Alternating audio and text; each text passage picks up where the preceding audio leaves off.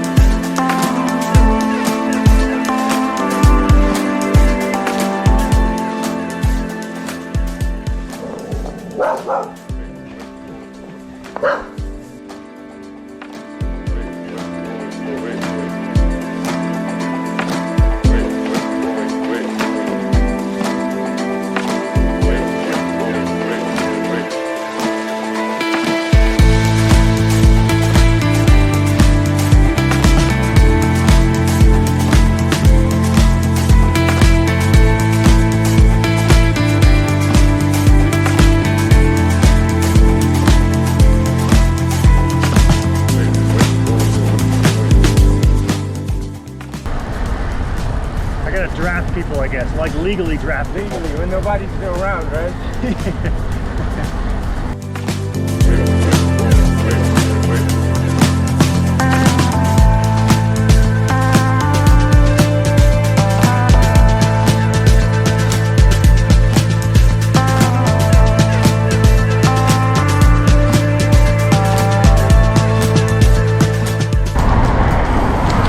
To pedal that entire time, and you're just cruising, coasting. Well, I weigh more. Physics. Yep. Physics, You got that downhill momentum, but you've also got a lot of power though, like your watts and power. When you do pedal, you just have more output. Morning.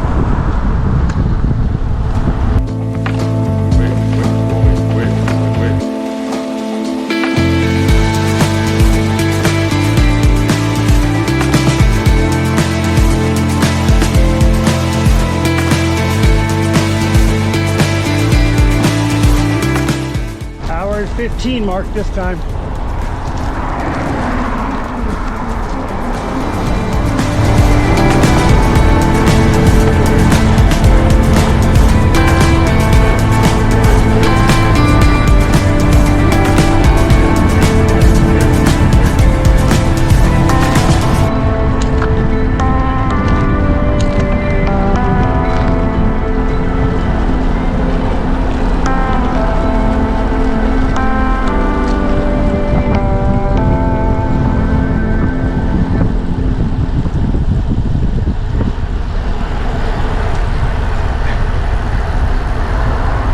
Just 1 month, we'll be riding something like this for 112 miles.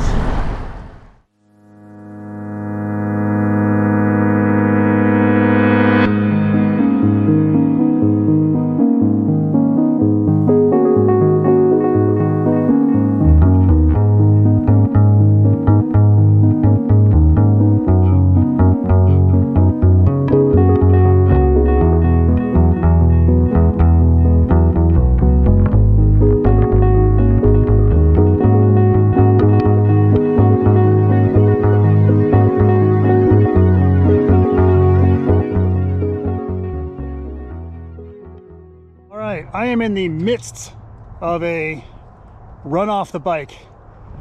Did a 65-mile bike this morning and now into a run of 1 hour and 40 minutes. Don't know what that duration will be. We'll see. I'm guessing probably somewhere between 11 and 12 miles. Yeah, just to feel what it's like to run a moderate distance straight off a moderate distance bike ride. So far so good. Definitely taking it pretty, well, running pretty slow. My pace is quite pedestrian right now, probably in the 8:30 range. But again, it is not about speed, it's about endurance. So just trying to get familiar, acquainted, comfortable with running straight off the bike with tired legs. That's it.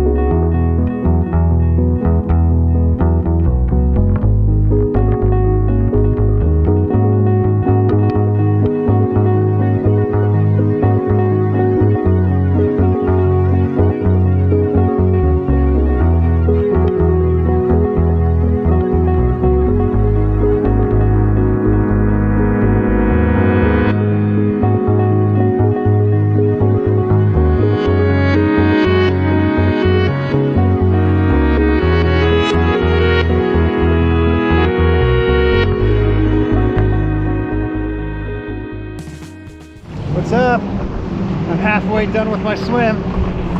2,050 in. Well, 4,000. 38 minutes, so right on the nose. Supposed to swim 1 hour and 10 minutes today, so that'll be back. And then one more traverse of the lagoon and back. Okay. So is that boat supposed to be inside that buoy? Yeah. That boat's okay? It's no wake. So. Oh, no, wait. Okay, Yeah. cool. All right, let's head back. Ready? Yeah. Let's go. Woo.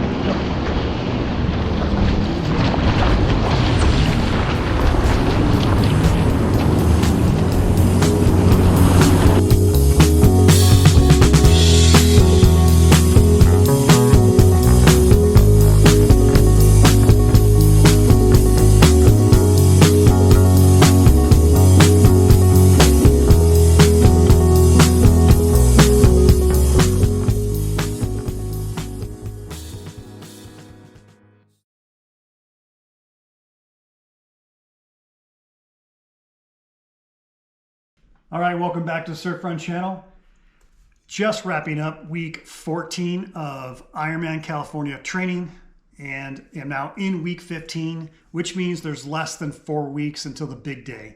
I guess until the morning in which it's time to put those goggles on, get that wetsuit on, and go ahead and jump into the American River and swim downstream, merge with the Sacramento River, get a total distance of 2.4 miles of swimming in, get out of the water, get on the bike, and bike 112 miles through the farmland of Sacramento, come back to transition, jump off the bike, put the run shoes on, and then run 26.2 miles through, I guess, again, the area of Sacramento. I guess I'm not that familiar yet with the course. I know that it goes up and down both sides of the Sacramento River and even crosses over the American River and comes back over and then finishes at the Capitol in downtown Sacramento.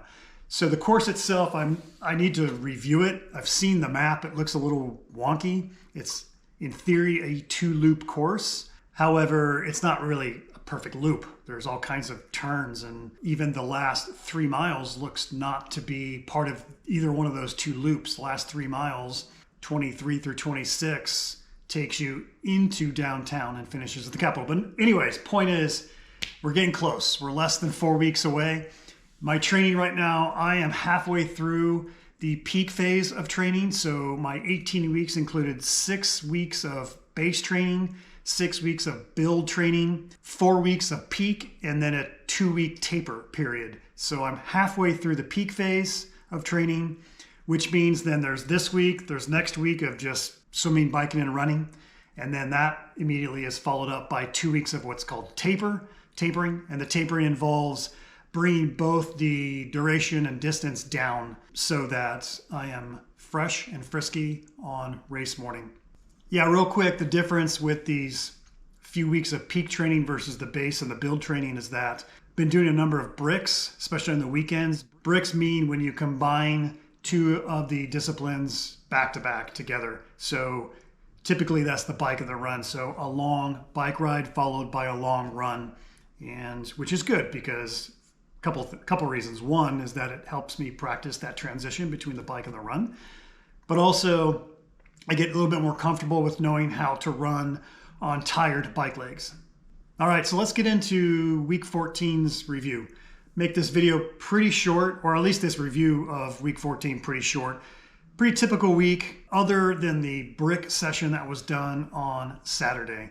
So this week I did get 2 cardio sessions in, strength and conditioning. I cannot stress enough how important that is for me in keeping myself injury free and kind of mixing things up, and I think just being stronger in general. I also got 4 runs in this week. My goal, as I mentioned in previous videos, that the goal has been to run at least 30 miles a week. That was the first week in 14 weeks that I've actually breached the 30-mile mark. I also got 2 rides in that included 1 65-miler. I also got 2 swims in, which included an open water swim. And it was my longest swim of my life to date that I've done either in training or at any time. The intent actually was to go 2.4 miles, but I messed up the math between meters and yards and ended up doing 2.32 miles. So I was a little short of 2.4 by, what is that, maybe 150 meters maybe. That was important, I think, for me to be able to get that open water swim in and to know that I can swim that distance. The swim impact on the bike should be negligible.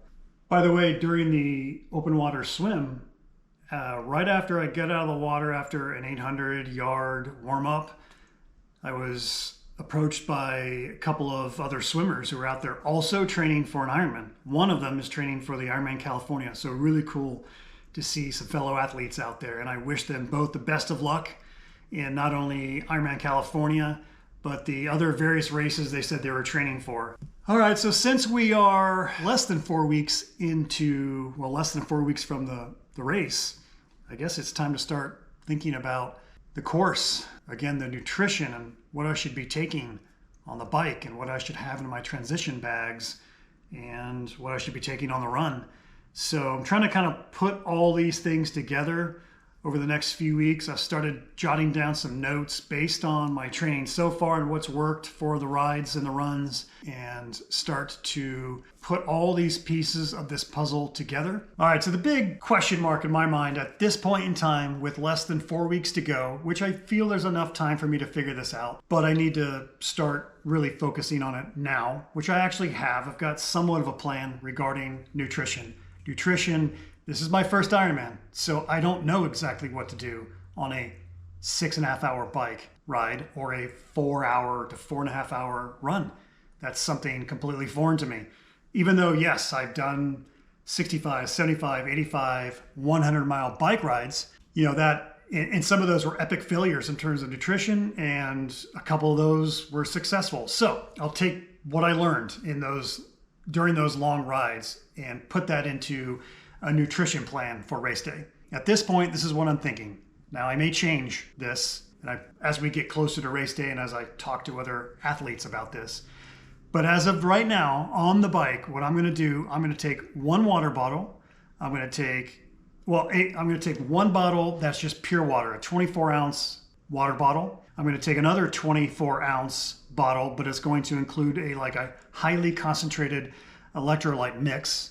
That'll be something that I just kind of sip on throughout the bike ride. And then the water bottle will be something I hope to finish, maybe one water bottle per hour, and just kind of replenish as we roll through the aid stations. 2 bottles with me, full. I'll take a total of 8 of the spring gels, the Awesome Sauce spring gels. I'll also take 1 Goo caffeine gel with me. That way, if I need a little kick towards the latter half of the bike ride, a little caffeine, then I can just take that gel out and have that. And I'll also take with me 2 bars, like part of my solid foods plan would be to take 2 bars, and they'll be more salty than they are sugary. There will be, I'm sure, a time where the sugar, I just won't want sugar, so I'll need something salty. So I'm going to take these 2 salty bars with me. Also 2 Crustables, which are the peanut butter and jelly, like little small sandwiches, nicely conveniently packaged. So I can just pull that out of the bag that I just bought that I'm going to put on the top bar of my bike or my jersey, wherever it happens to be. I'll also take 2 Honey Stinger waffles with me. I hope that combination, right? 2 water bottles, 8 spring gels, 1 Goo, 2 bars, 2 Crustables, and 2 waffles, that will be enough to sustain me for 6 hours of riding. And if I don't take all of them, then so be it. But I do feel like that should be, at this point in time, exactly what I should be consuming on the bike. The bike aid stations, from what I can tell, there's 3 total per length. Meaning, since it's a 2-loop bike course, it goes out 28 miles, comes back 28 miles. Goes out again 28 miles, comes back 28 miles. So there's 3 aid stations on the way out, 3 on the way back. Every 10 miles, I think. Mile 5, 15, 25, 30, 40, 50, 55, 65, 75, 80, 90, and mile 100. Those are where the aid stations are. So if I need anything more than what I've got on me, I'm sure there's going to be plenty there. All right, so what do I take on the run? On the run, I'm going to take 4 spring gels, the Awesome Sauce spring gels. I'll take 2 caffeinated gels with me in case I need a little caffeine fix. And since there are going to be aid stations fairly often, I think it's every 3 miles, there's an aid station on the run, I will just eat whatever I feel like I need at the aid stations. So that the plan in terms of nutrition, my plan, the goal for me in terms of consumption would be anywhere between 60 to 70 grams of carbs per hour. That is a combination of everything I just mentioned. So I think if I can get 60 to 70 grams of carbs in me per hour, that should sustain me and keep my energy levels up and ready for the run.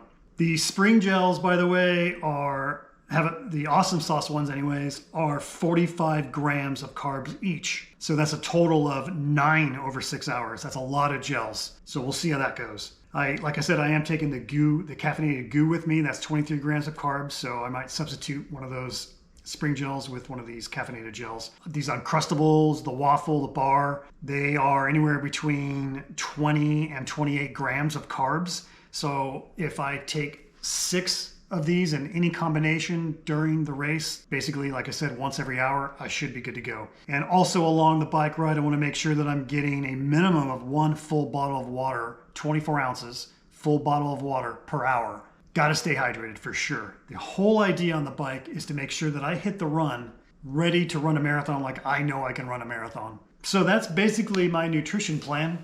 We're going to fine tune that one for sure as we go. I wanted to also quickly go over what I consider my times, what my goal times are at this point. So what I would like to do, I want to be able to do the swim in an hour, then a 10-minute transition from swim to bike, then a 7-hour bike ride, then another 10-minute transition from bike to run, then a 4-hour run, and I'm adding in an extra 10 minutes for anything miscellaneous that may happen along the way, be it on the bike or on the run. If I add that all together, goal time is 12 hours and 30 minutes. That's an hour swim, 7-hour bike, 4-hour run, and about 30 minutes of transitioning and anything that may happen if there's a pit stop I need to make along the way regarding the bike. So 12.5 hours, that's my goal at this point in time. That's pretty lofty actually. Initially it was 13 hours, so I might back that up to 13. Again, this is my first Ironman. I just want to finish it and feel good about it and not miserable. All right, so that's kind of the basics of the nutrition plan, what my goal times are. These, again, there's 4 weeks out, so there's gonna be some reconfiguration of that, I'm sure, as we get closer. So with that nutrition plan, I need to find out how I'm gonna carry all that stuff with me. So that's what I hope to kind of figure out in the next few weeks with, I've only got the repair kit on the back of my bike and 2 bottle cages. I don't think that's going to be enough. So I actually did buy a bike bag that attaches itself to the top bar.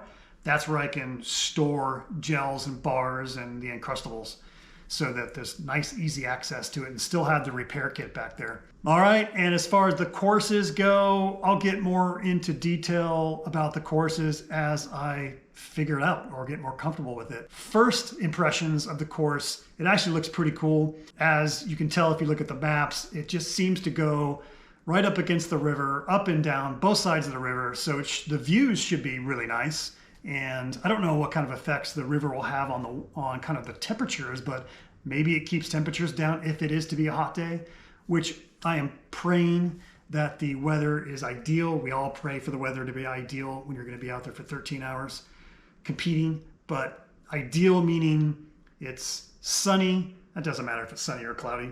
I just don't want it to be windy and I don't want it to be raining. Just be dry with no wind. That would be perfect. As we get closer to, definitely probably get quite obsessed with the weather forecast for sure. It's way too early to figure that out now, what the weather might be like. But if you actually do, which I have, if you look out, it does right now look to be dry.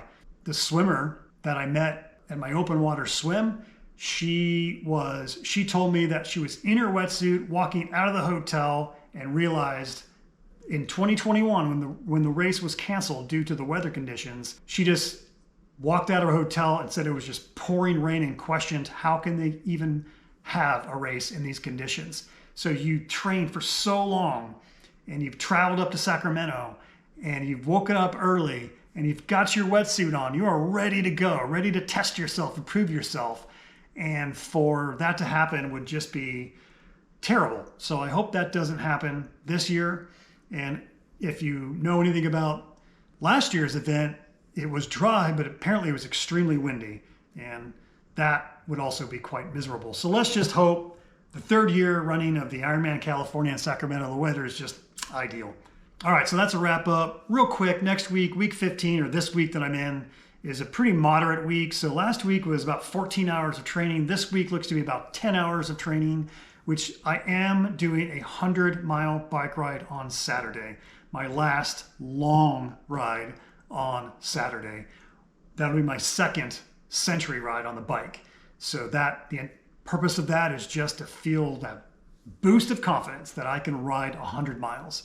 Stay tuned for next week. I'll give you all those details. That's it. This is Surf Run Channel. Week 14, wrap up. We're into week 15.